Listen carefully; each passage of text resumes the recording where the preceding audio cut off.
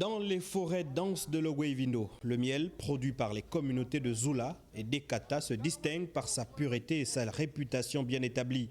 L'association Akosa, engagée dans la protection de l'environnement, œuvre davantage pour valoriser les pratiques communautaires afin de les rendre plus durables. Ainsi, les communautés locales bénéficient d'un appui pour valoriser leur savoir-faire apicole tout en protégeant leur environnement.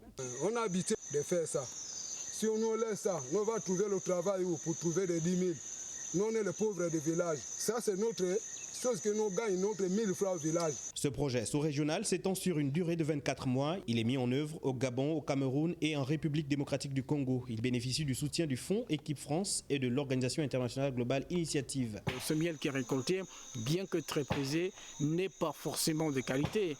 Il faut intégrer des nouvelles pratiques qui respectent davantage l'environnement. Et la question donc de l'intégration des ruches dans les pratiques apicoles dans nos villages est un atout important. Dispensée par un expert venu de France, la formation a pour ambition d'inculquer des pratiques apicoles durables, limitant les dégâts sur les colonies d'abeilles et l'écosystème forestier. Je pense que ça fait partie de la solution. C'est vraiment ce que je ressens.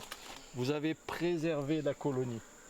Les abeilles et l'arbre, c'est les deux choses qui sont importantes. Pour les communautés, cet accompagnement représente une opportunité de mieux valoriser leur production de miel tout en préservant leurs ressources naturelles. En mettant les abeilles dans les ruches, c'est pour nous donner aussi une expérience aussi pour que demain aussi, après-demain, ceux de là-bas aussi puissent voir aussi comment ceux de Ekata aussi est en train de travailler maintenant avec les nouvelles technologies. L'initiative s'inscrit dans une démarche plus large de lutte contre la criminalité environnementale transnationale dans les forêts du bassin du Congo en renforçant les capacités des communautés locales.